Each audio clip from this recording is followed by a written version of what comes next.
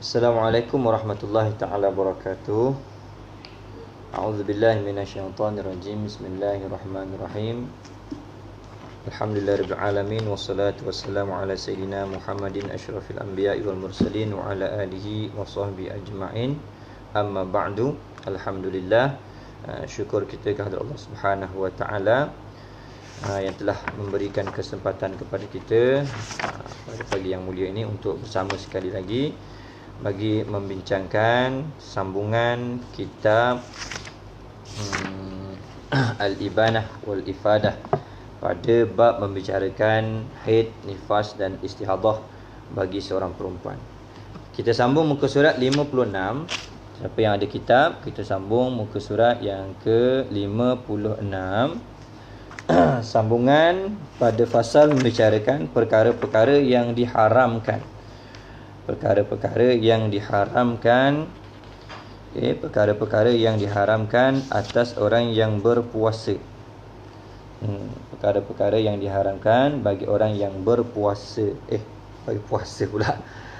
Perkara-perkara yang diharamkan bagi perempuan yang haid dan nifas. Yang ke-10. Yang ke-10 menyentuh di antara pusat dan lutut. Yang ke-10 menyentuh di antara pusat dan lutut. Yang ke-10 yakni menyentuh di antara pusat dan lutut. Para ulama telah bersepakat. Situ sambungan dia. Qala mu'allifu hafizahullahu ta'ala wa nafa'ana bi ulumihi fid daraini amin ya rabbal alamin.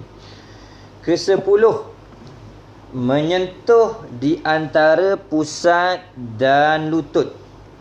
Menyentuh di antara pusat dan lutut.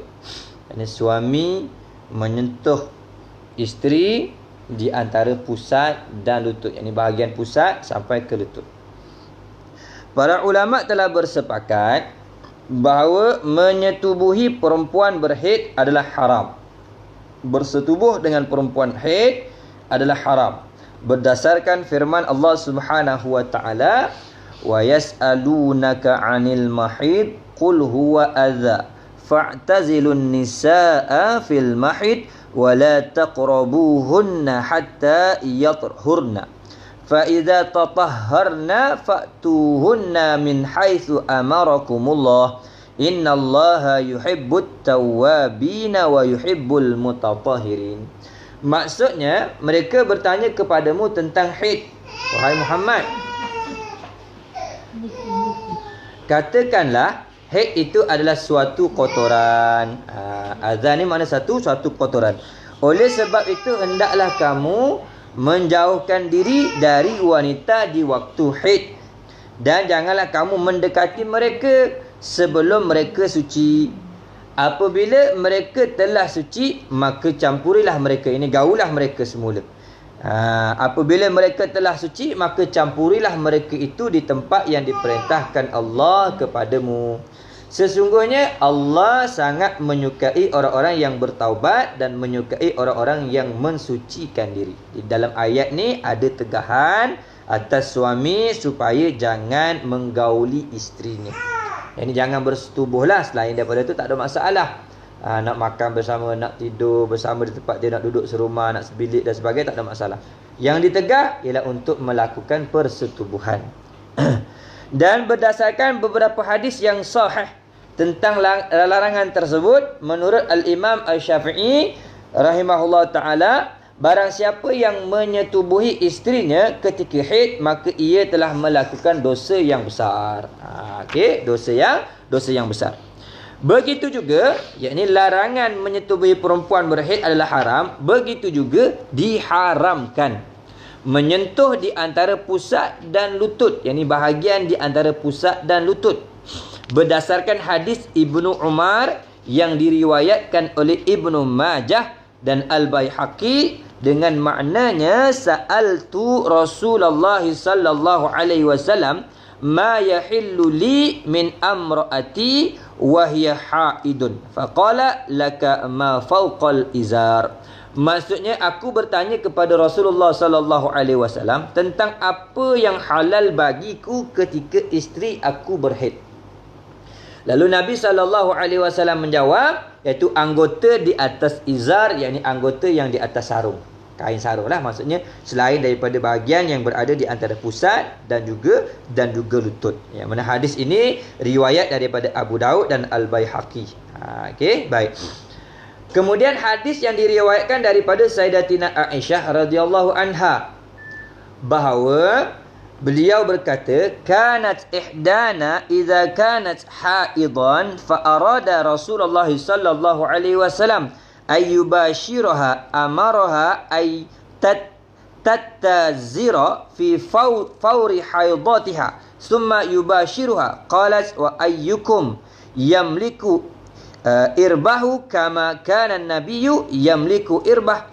Maksudnya apabila salah seorang daripada kami mengalami haid dan Rasulullah sallallahu alaihi wasallam hendak menyentuhnya, maka ia menyuruhnya menutup dengan kain izar, yakni kain yang menutup separuh tubuh di bahagian bawah, daripada pinggang sampai ke bawah. Pada waktu haid keluar darah. Kemudian baginda Nabi sallallahu alaihi wasallam pun menyentuhnya. Kemudian Sayyidatina Aisyah berkata, siapa daripada kamu yang mampu menguasai hajatnya sebagaimana Nabi mampu menguasai hajatnya? Siapa di kalangan kamu yang mampu menahan diri melebihi daripada Rasulullah? Tak ada lah maksudnya. Sebab tu disuruh tutup kat situ. Okey, baik. Ini hadis riwayat daripada Bukhari dalam Kitabul Haid. Para fuqaha Syafi'iyah, yakni ahli fiqh daripada kalangan Imam Syafi'i, mazhab Syafi'i, mereka berselisih pendapat. Ada perselisihan pendapat, khilaf ulama. Apakah yang haram? Itu bersentuhan atau berseronokkan, yakni istimta' antara pusat dan lutut. Mana satu ni? Sekadar sentuh ataupun memang kita mengambil nikmat di antara kawasan pusat ataupun lutut. Okey, baik. Pendapat yang pertama, sebahagian mereka berpendapat, yakni sebahagian daripada fuqaha Syafi'iyah berpendapat, apa yang diharamkan adalah bersentuhan di antara pusat dan lutut. Kerana itulah diharamkan menyentuh di antara pusat dan lutut dengan tidak berlapik. Dan jika sentuhan itu dengan ketiadaan syahwat sekalipun, tetapi dibolehkan melihat walaupun dengan syahwat. Okey. Ini mana pendapat yang pertama, dia kata yang diharamkan itu ialah bersentuhan. Sentuh tu pun tak boleh. Sentuh tanpa lapik. Diharamkan bersentuh tanpa lapik. Jika sentuhan dengan ketiadaan syahwat sekalipun, walaupun ketiadaan syahwat, tetapi dibolehkan melihat. Boleh untuk lihat dengan syahwat, tapi asalnya tak usah lihat jugalah. Kerana seperti mana yang dikatakan oleh Sayyidatina Aisyah tadilah, siapa yang di kalangan kamu ni yang lebih mampu menahan diri daripada keinginan hajatnya? Tak ada lah melebihi daripada Rasulullah, tak ada. Maknanya sentuh pun tak boleh asalnya, ataupun terlebih untuk menutup pintu kemudaratan, tengok pun jangan. Tengok pun jangan. Baik. Sebahagian yang lain pula, yang di pendapat yang kedua, sebahagian yang lain pula berpendapat diharamkan berseronok dengan anggota di antara pusat dan lutut. Yang diharamkan itu ialah mengambil seronok, nak bersuka-suka di antara pusat dan lutut. Oleh itu haram melihat dan menyentuh tanpa berlapik dengan syarat ada syahwat. Yang ni pula dikaitkan dengan ada syahwat. Baik. Kita raikan kedua-dua pendapat ni, maknanya lebih baik waktu isteri kita kedatangan haid, tinggalkanlah daripada sentuh tempat tu tanpa lapik. Ini lebih untuk ihtiyat, berhati-hati. Okey, tu dia. Haram untuk mengambil keseronokan ataupun menyentuh. Yang ke-11, perkara yang ke-11 iaitu bersuci dengan niat ibadah. Bersuci dengan niat ibadah. Baik, yang ke-10 tadi dia merangkumi berjimak lah. Berjimak pun termasuk haram. Bukan kata sentuh saja. Berjimak pun termasuk dalam perkara yang haram. Yang ke-11, bersuci dengan niat ibadah. Bersuci dengan niat ibadah. Apabila seseorang perempuan mengalami haid, haram ke atasnya bersuci dengan niat melakukan ibadah. Sedangkan ia tahu bahawa bersuci itu tidak sah dan berdosa kerana bermain-main dengan ibadah.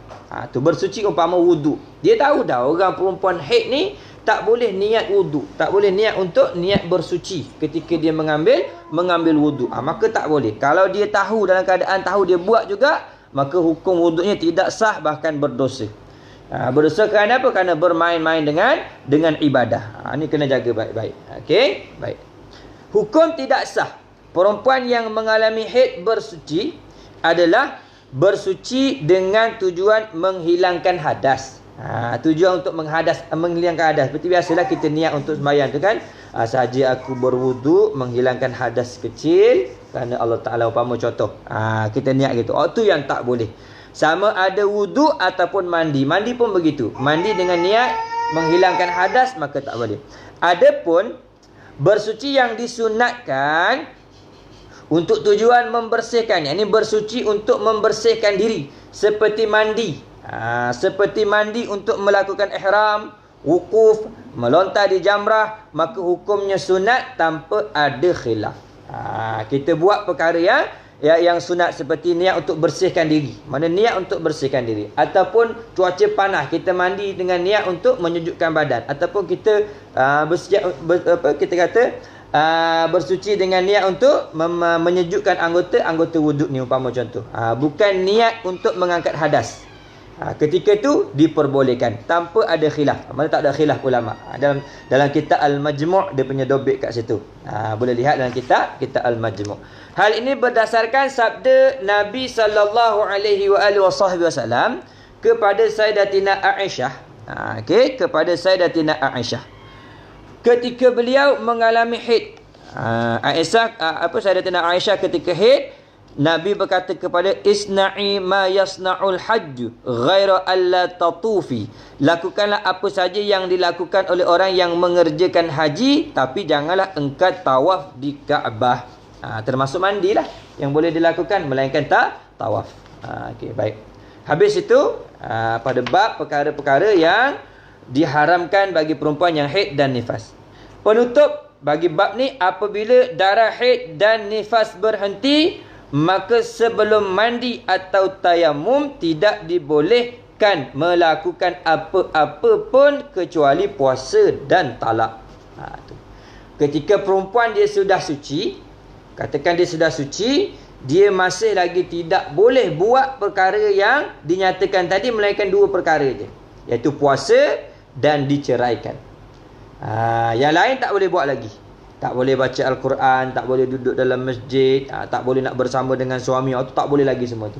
Melainkan berpuasa dan juga talak, yakni diceraikan. Dua je, sebab puasa tak syarat mesti kena suci daripada hadas.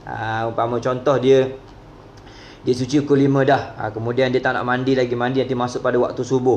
Lepas waktu subuh pukul 6 tu, subuh pukul 5.30, pukul 6 baru nak mandi dan sebagainya. Maka sah puasanya, ada masalah. Bahkan dituntut supaya dia berpuasa. Okey, baik. Habis bab yang kelima, kita masuk pada bab yang keenam. Bab yang keenam iaitu bab pada membicarakan perempuan mustahadah. Perempuan mustahadah dan perkara yang wajib dilakukan ketika istihadah. Ini di antara bab yang agak sukar lah, agak rumit. Dia tak sama seperti dua bab yang sebelum ni. Bab istihadah ni bab yang agak sukar. Sebab tu kita berhajat kepada penerangan, penelitian yang lebih pada bab ni, insya-Allah. Perempuan mustahadah dan perkara yang wajib dilakukan ketika istihadah. Dalam bab ni dia ada dua perkara yang akan disentuh. Yang pertama, hukum istihadah, dan yang kedua, langkah-langkah yang wajib diambil apabila perempuan mustahadah hendak mengerjakan solat. Bab yang keenam, terdahulu kita telah mengetahui darah yang keluar melalui kemaluan perempuan sama ada darah haid, nifas atau istihadah. 3 jenis darah. Adapun darah istihadah yang dimaksudkan dalam perbahasan ini adalah darah yang mengiringi darah haid atau nifas. Dalam bab ni yang akan dia bagi tahu kepada kita adalah darah yang mengiringi darah haid atau nifas.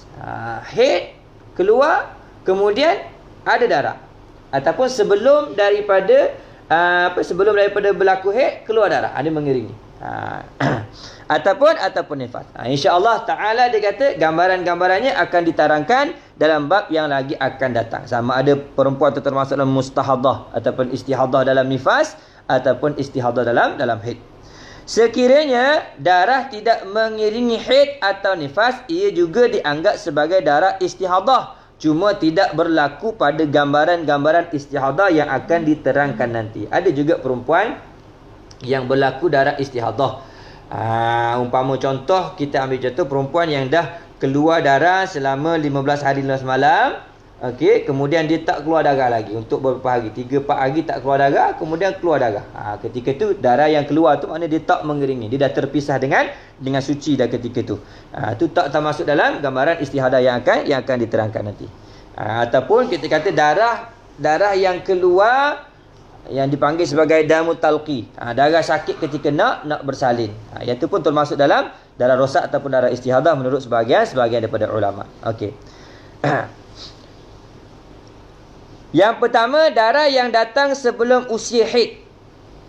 Darah yang datang sebelum usia haid. Ni dia panggil darah yang tidak mengiringi haid ataupun nifas. Yang pertama, darah yang datang sebelum usia haid. Sebelum usia haid berapa? Iaitu 15 hari sebelum masuknya umur 9 tahun. Contohnya 15, 16, 17, 18, 19, 20, 21, 22.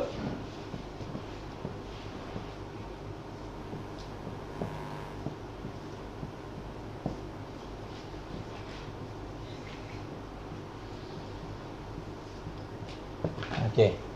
Ini dipanggil usia kemungkinan haid bagi perempuan.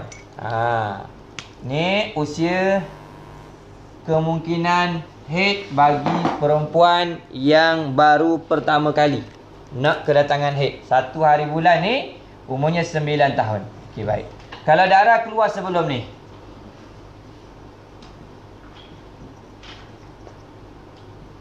darah keluar sebelum daripada ni, ini dipanggil darah yang datang sebelum usia haid. Jadi darah ni yang dipanggil darah istihadah yang tidak berhubung ataupun tidak mengiringi haid. Dia keluar sebelum ni. Okey. Kemudian darah yang datang sebelum cukup tempoh sekurang-kurang suci. Darah yang keluar sebelum cukup tempoh sekurang-kurang suci. Perempuan sekurang-kurang sucinya 15 hari 15 malam. 15 hari 15 malam tu dia panggil tempoh sekurang-kurang suci. Jadi daripada suci ni yang haid ni yang pertama, contoh 1 sampai 7. 1 sampai 7. 1 sampai 7 hari. Kemudian hari yang ke tak nak, kalau tak buat rajah tak nampak. Tak ada.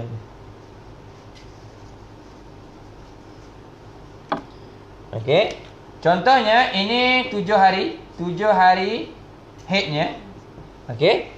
Kemudian darah tak keluar, darah pun berhenti. Hari ke-8, hari ke-8, 9, 10.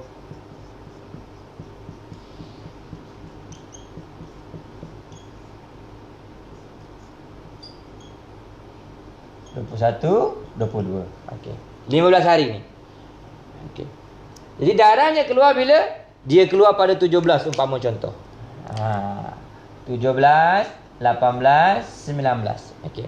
Ni darah ni yang dipanggil darah yang datang sebelum cukup tempoh sekurang-kurang suci.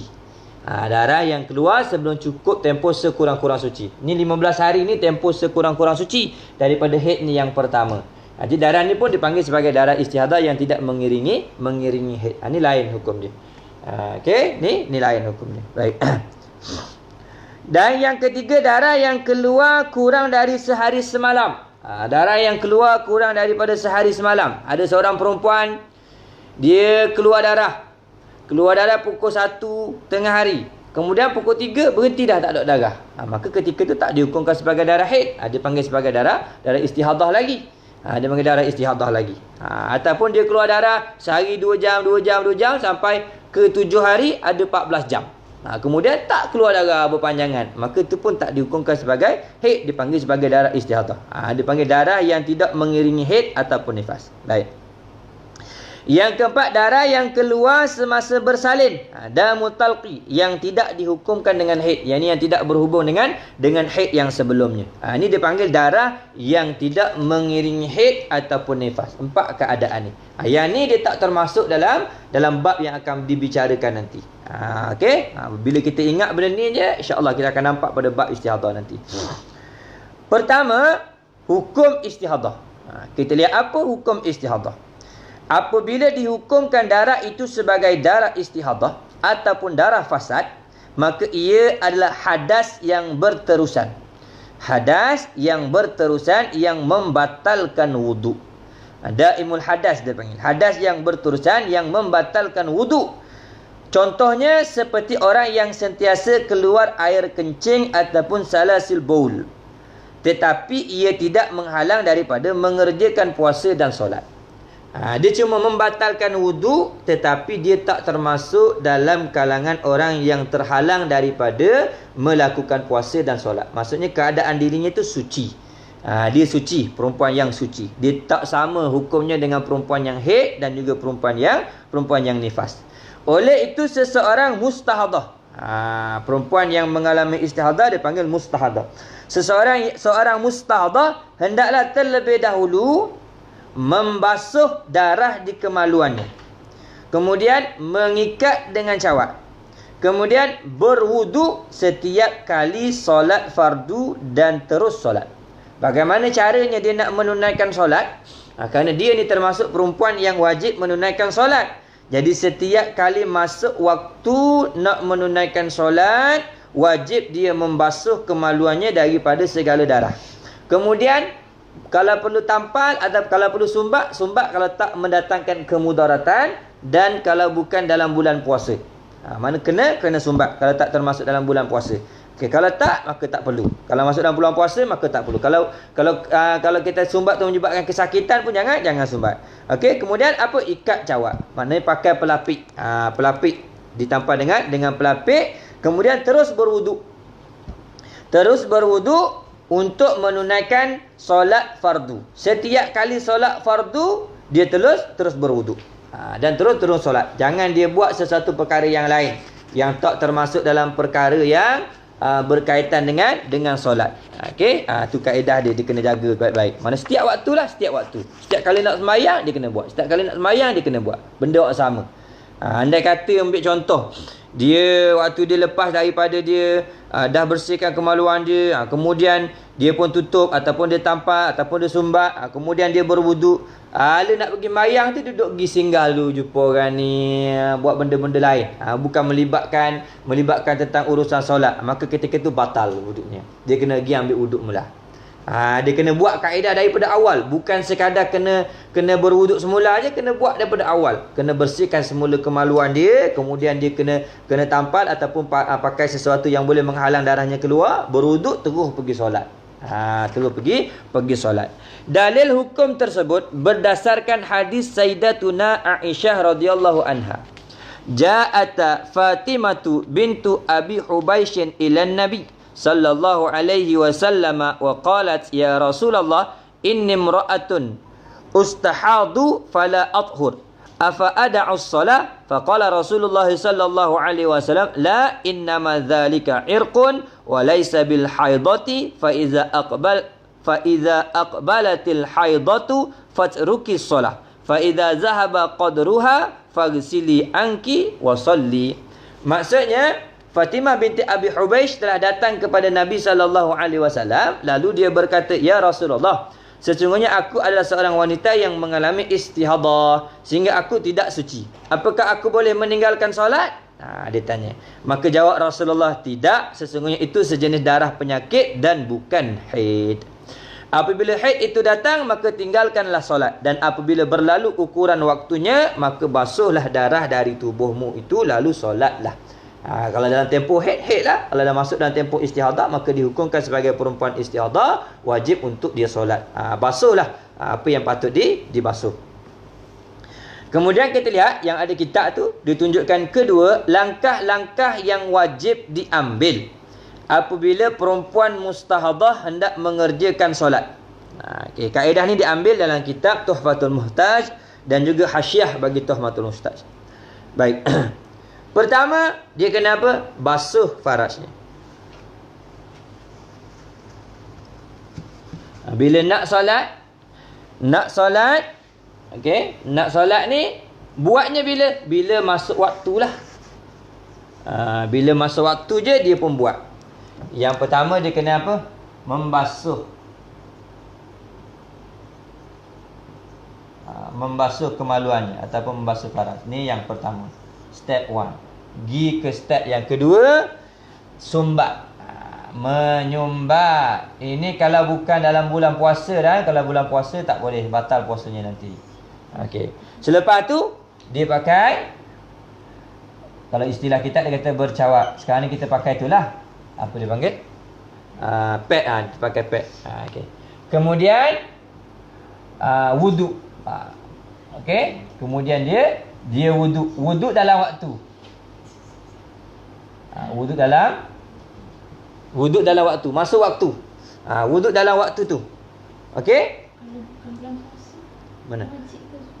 Kalau darah tak banyak, sumbat. Kalau memang kita kata kalau bukan selain puasa, darah tu memang banyak. Kalau setakat pakai pad tak memada, darah keluar juga, maka ni wajib sumbat. Kalau tak mendatangkan kemudaratan. Kalau tak mendatangkan kemudaratan. Tapi kalau menyebabkan penyakit ataupun kesakitan sebagainya, tak perlu sumbat. Tapi yang ni kena lebih sikit. Dia ada satu jenis macam dia panggil tag. Dan itu tak apalah tu. Waktu yang kaedah jenis-jenis yang puan pakai tak apalah. Tapi kalau memang dalam bulan puasa yang melibatkan menyumbat, tak boleh. Kerana dia mungkin akan masuk lebih daripada had zahir. Boleh menyebabkan batal puasa.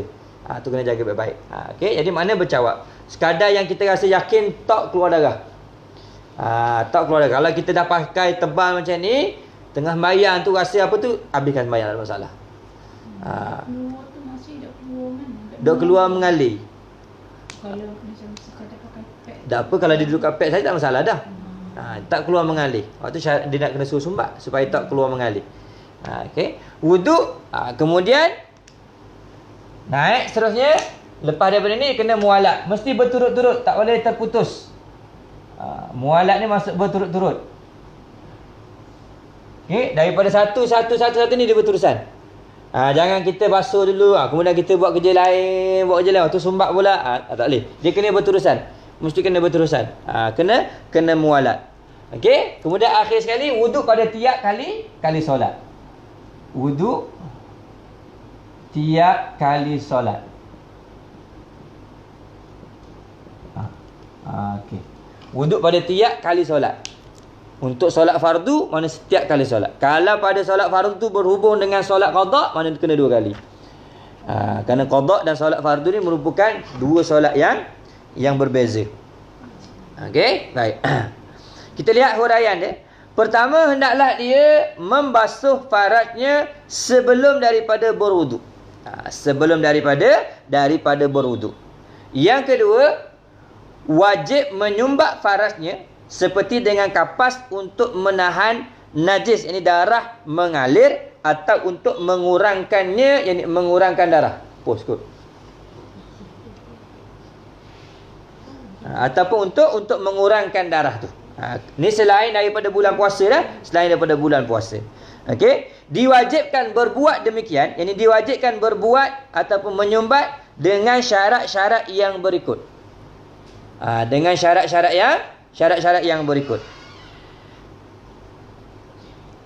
Yang pertama, tidak menyakitkan dengan sebab menyumbatnya.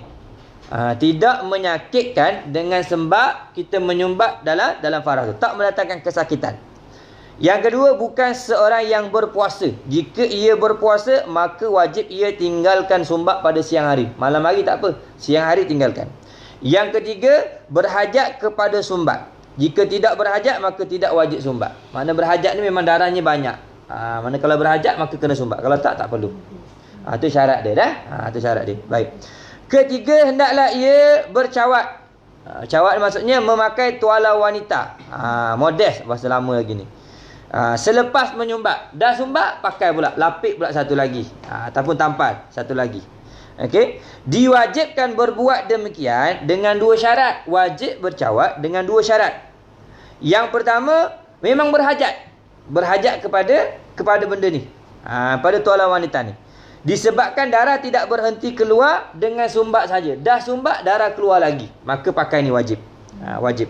Tetapi jika darah berhenti dengan sumbat saja, maka tidak wajib bercawat. Kalau dengan sebab ni darah tak keluar, maka tak wajib pakai ni. Okey, tapi kalau tak pakai ni, mana kena pakai ni. Dia antara satu. Yang kedua, tidak menyakitkan dengan sebab bercawat itu. Jika berlaku demikian, maka tidak wajib bercawat. Kalau boleh menyebabkan sakit, maka tak wajib. Okey. Soalan dia, adakah memadai dengan memakai ni saja? Memada ke kalau kita pakai tuala wanita saja? Jawapannya, ya. Memadai dengan bercawat jika dapat menghalang darah keluar. Inilah pendapat muktamad daripada Imam Ramli rahimahullah ta'ala dalam kitab Nihayatul Muhtaj. Mana kalau dengan memada pakai ni tak keluar darah, maka memada dah, tak perlu pakai sumbat-sumbat tu. Yang keempat, masuk peringkat yang seterusnya, hendaklah berwuduk setelah masuk waktu solat. Wuduk setelah masuk waktu solat. Wuduk setelah masuk waktu solat. Okey. Tidak boleh berwuduk sebelum masuk waktu solat, kerana wuduknya adalah taharah secara darurat. Wuduk bagi perempuan yang istihadah ni dipanggil wuduk yang dararah. Apa dipanggil? Taharah yang darurat. Mana dia buat kerana darurat nak solat. Kalau ikutkan pun, kalau ikut dalam keadaan biasa tak boleh nak buat macam ni. Kerana tak sempurna. Okey, di mana dia buat ni pun sekadar darurat je ni, nak mengharuskan dia sembahyang, supaya dapat dia menunaikan solat. Sebab tu dia kena buat dalam waktu. Okey. Kelima, melakukan semua perkara itu secara berturut-turut. Ini panggil mualat. Lakukan secara berturut-turut. Ada step dia, berturut-turut. Oleh itu ia wajib bersegera menyumbat selepas membasuh farajnya, bersegera mengikat cawat, dan bersegera berwuduk lalu terus solat. Tidak boleh melewatkan solat melainkan untuk maslahah, yakni keperluan solat. Perkara yang berkaitan dengan solat, seumpama contoh apa, nak menutup aurat, nak tunggu jamaah, ataupun menjawab azan, ataupun iqamah, dan solat sunat rawatib. Solat sunat rawatib qabliyah ni, jika ia melewatkan solat dengan perkara selain maslahah solat, maka batallah wuduknya dan wajib mengulangi semula perkara yang terdahulu, yakni kena basuh farasnya, menyumbat, memakai cawat dan berwuduk. Contoh? Bukan masalah solat, berhenti makan. Lepas kita basuh dah basuh faras, kemudian kita sumbat, dah pakai cawat, dah wuduk, kita singgah duduk makan dulu. Mana bukan benda yang tidak ada kaitan dengan solat. Selain daripada apa kaitan solat ni? Biasanya kita lepas daripada basuh ni, biasanya orang biasa mandi lah dulu. Dia mandi, kemudian dia basuh selesai, dia wuduk, okey, nak pakai pakaian. Pakai pakaian nak solat. Kemudian apa lagi? Nak menghadap kepada kiblat. Umpama contoh dia sembahyang seorang, menghadap kepada kiblat. Kemudian apa lagi? Dia sembahyang sunat dulu. Sembahyang sunat ni kalau dia rasa darah tu tak keluar terlalu banyak. Kalau dia rasa ni kalau aku sembahyang sunat ni jadi dia lambat ni, darah makin keluar banyak, maka kita tak boleh sembahyang sunat. Dia terus sembahyang kepada sembahyang wajib. Kalau jawab kawan panggil Itu bukan keperluan dia solat. Amal. Jawab nak panggil. Tak apa lah. Tu setakat jawab, panggil orang tak ada masalah. Ni memang yang dia menyimpang tu daripada keperluan solat. Kita mak panggil kena apa? Kita tengok jap tu laut tu, kita kucar dulu tu. Tu mana kita batal, kena pergi ambil mula wuduk tu. Kalau dia solat di masjid, antaranya perkaranya dia kena menunggu jamaah. Dia seorang je, orang lain tak sampai lagi. Contoh. Ini perkara ni kalau tak terlalu darurat, mana darahnya boleh bertahan lagi. Tapi kalau memang darah terlalu banyak, asalnya jangan sembahyang di masjid lah. Kerana itu boleh mengotorkan masjid, jadi gangguan kepada orang lain dan sebagainya. Okey, ataupun dia masa waktu tu dia terus masuk waktu. Kemudian dia pun dengar azan, azan pun tak habis lagi. Dia tunggu azan habis dulu baru dia nak sembahyang. Itu tak ada masalah. Okey, selain daripada ni, mana tak termasuk dalam urusan untuk menunaikan solat. Kalau contohnya dia kata tu kawan yang mari. Ni dia pun jawab. Tak apa, itu tak mengganggu sebab dalam perjalanan. Jangan sampai dia berpaling daripada tempat nak menuju solat. Dia nak pergi solat dah, dalam perjalanan orang tegur, tak apa, angkat tangan dan sebagainya, tak ada masalah. Mendok sikit sangat tu. Ini siapa yang paling betul dia bertujuan nak solat. Buat benda lain. Okey. Yang keenam, wajib berwuduk setiap kali hendak menunaikan solat fardu, dia kata. Wajib berwuduk setiap kali hendak menunaikan solat fardu. Begitu juga ia wajib membasuh faraj, menyumbat dan membalutnya setiap kali hendak menunaikan solat fardu menurut qaul yang asah. Maknanya untuk solat fardu yang lain dia kena tu juga. Kalau contoh dia kata dalam satu waktu tu dia ada beberapa niat. Contohnya qada solat. Dia ada qada solat. Kemudian dia ada nazar pula. Nazar sembahyang sunat dan sebagainya. Dia ada buat nazar. Maka setiap satu tu kira fardu tu. Kira fardu. Itu termasuk dalam fardu sebab dia dah nazar. Nazar benda yang sunat menjadi fardu. Okey. Jadi berwuduk setiap kali hendak menunaikan solat, berwuduk tu untuk mengharuskan solat. Niat dia mesti untuk mengharuskan solat. Tidak sah niat wuduk yang biasa. Tak sah niat kita tu niat wuduk yang biasa ni lah. Saja aku mengangkat fardu wuduk, menghilangkan hadas kecil kerana Allah Ta'ala. Contohnya itu fardu niat yang biasalah, tapi dia kena niat dia nawaitul wudu li istibahatis solah, fardhu lillahi taala, ataupun sahaja aku mengambil wudu untuk mengharuskan solat fardu. Itu kerana perkataan mengharuskan solat fardu ke atasku kerana Allah Taala. Bagi perempuan yang istihadah itulah niat dia. Sahaja aku berwudu mengharuskan aku untuk solat fardu kerana Allah Subhanahu wa taala. Okey. Ni huraian ni boleh lihat dalam kitab Nailur Raja. Okey, baik. Itu pendapat yang asal, dia kata setiap solat fardu mesti kena wudu. Pendapat yang kedua, ada pendapat yang lain mengatakan tidak wajib memperbaharui perkara itu kerana tidak ada erti menyuruh menghilangkan najis sedangkan najis itu masih tetap ada. Ada pun pendapat yang lain kata tak perlu kalau ada berhimpun beberapa solat fardu dalam satu waktu. Tempat berlaku khilaf ini jika darah tidak kelihatan, dia kata. Tempat khilaf ni, jika darah tidak kelihatan di sekeliling pembalutnya dan balutan itu tidak terkeluar daripada tempatnya. Dia tak terkeluar daripada tempat yang sepatutnya, iaitu di bahagian kemaluannya.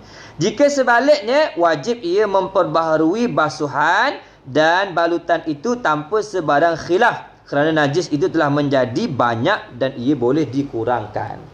Dia khilaf kat mana? Pendapat pertama yang kedua ni. Kata pendapat pertama, pada setiap solat fardu tu wajib untuk mengulang wuduk.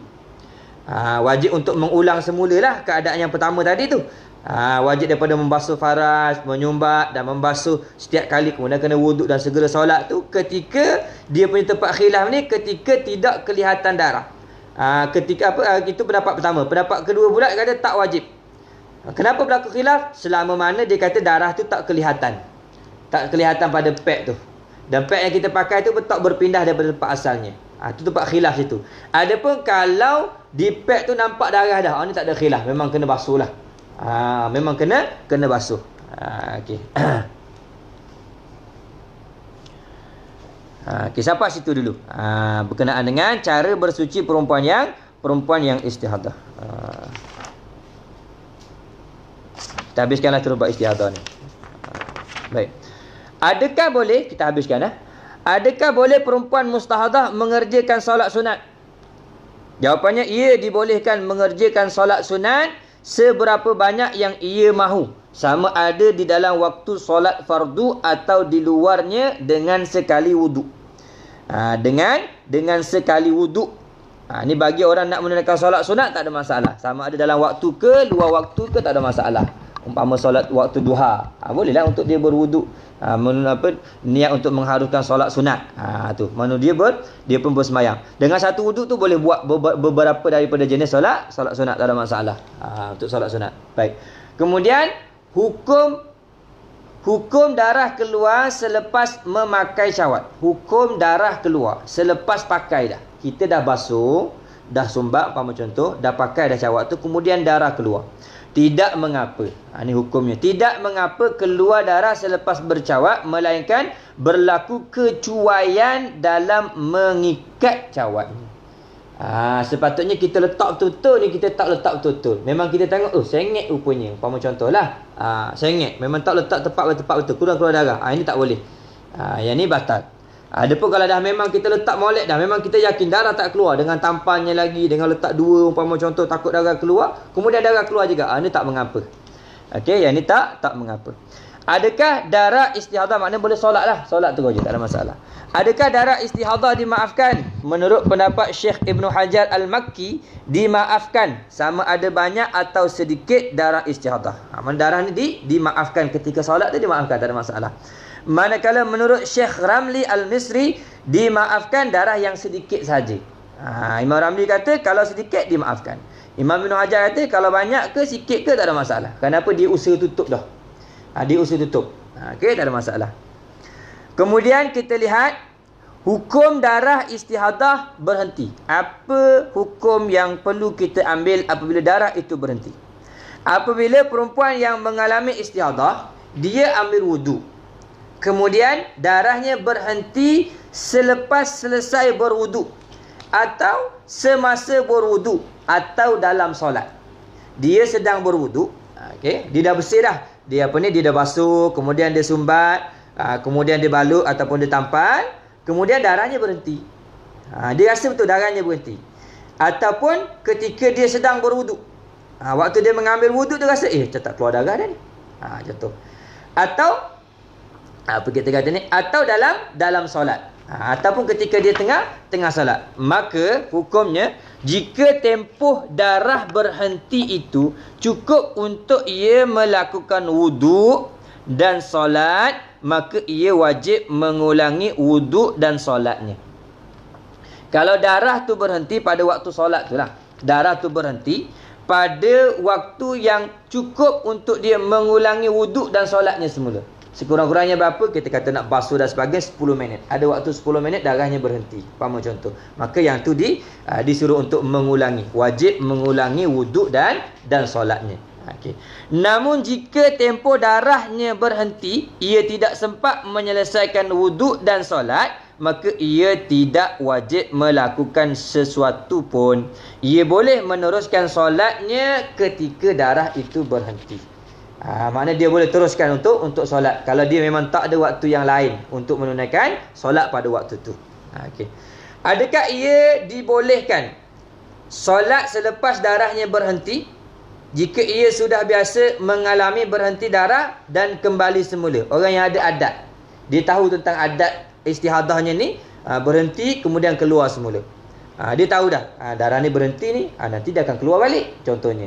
Ini berhenti sekejap je ni, biasanya dia akan keluar balik. Contohnya lah. Jawapannya, ia dibolehkan mengerjakan solat jika perempuan ni biasa mengalami darah kembali semula setelah tempoh berhenti yang singkat, atau diberitahu oleh seseorang yang boleh dipercayai dan pakar bahawa ia akan mengalami begitu. Mana ada orang bagi tahu kepada dia, maksudnya orang bagi tahu dia ni berhenti, orang ni orang pakar lah, maksudnya orang yang memang ada yang dia percayai, umpama mak dia ke ataupun doktor ke yang bagi tahu, doktor kata ni berhenti tapi dia nanti akan keluar balik.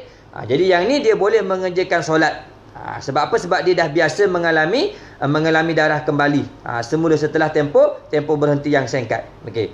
Namun jika darahnya tidak kembali semula dalam masa yang terdekat, maka nyatalah batal wuduk dan solat. Tapi kalau dia lepas, kalau nyata bahawa darahnya itu tak kembali semula, berpanjangan lama gitu, jadi batal. Batal wuduknya serta batal solatnya. Kena ulang baliklah. Okey. Jika ia tidak pernah mengalami darah kembali semula, kalau dia ni termasuk perempuan yang tak pernah mengalami darah tu kembali semula setelah berhenti dalam masa yang cukup untuk menyelesaikan wuduk dan solat, atau tidak diberitahu oleh seorang yang pakar darahnya akan kembali semula dalam waktu yang terdekat, maka ia tidak boleh mengerjakan solat dengan wuduk ini. Maka tak boleh, dia kena ada wuduk yang lain. Kalau dia tak biasa, contohnya dia dah siap wuduk semua, dia rasa tak ada darah lagi ni, tak ada, pernah berlaku tak? Tak pernah berlaku lagi. Jadi dia tak boleh guna wuduk ni. Dia kena bersihkan, dia kena kembali semula. Ataupun orang beritahu kepada dia, ini tak boleh ni, Tengok tanda-tanda ni biasanya dia akan berpanjangan, tak keluar darah lagi umpama contoh. Maka tak boleh mengerjakan solat dengan wuduk ni. Okey. Jadi wajib mengambil wuduk semula kerana mungkin istihadahnya telah sembuh. Namun jika darahnya kembali semula dalam masa terdekat, nyatalah ia tidak perlu mengambil semula. Tapi kalau ketika dia dah ambil wuduk semula, kemudian dia sembahyang, keluar darah mula, maka tak perlu ulang balik. Tak perlu untuk ulang balik. Kenapa? Kerana dia tak tahu keadaan begitu. Okey. Jadi habis pada bab membicarakan tentang hukum bersuci dan juga cara menunaikan solat bagi perempuan yang istihadah. Nanti masuk pada bab yang ketujuh, perempuan mustahadah dalam haid. Ini insya-Allah kita akan sambung pada kuliah lagi akan datang. Wallahu a'lam. Subhanakallahumma bihamdika asyhadu an la ilaha illa anta astaghfiruka wa atubu ilaik. Bismillahirrahmanirrahim. Alhamdulillahirabbil alamin wassalatu wassalamu ala sayyidina Muhammadin asyrafil anbiya'i wal mursalin wa ala alihi washabbihi ajma'in. Allahumma ighfir lana dzunubana wa liwalidina wa limasyayikhina wa limuallimina wa li ashabil huquqi alaina wa li jami'il muslimina wal muslimat wal mu'minina wal mu'minat bi rahmatika ya arhamar rahimin. Rabbana atina fid dunya hasanah wa fil akhirati hasanah wa qina adzabannar. Wa sallallahu ala sayyidina Muhammad wa ala alihi washabbihi wasallam. Subhana rabbika rabbil izzati amma yasifun wa salamun alal mursalin. Alhamdulillahirabbil alamin. Assalamualaikum warahmatullahi taala wabarakatuh.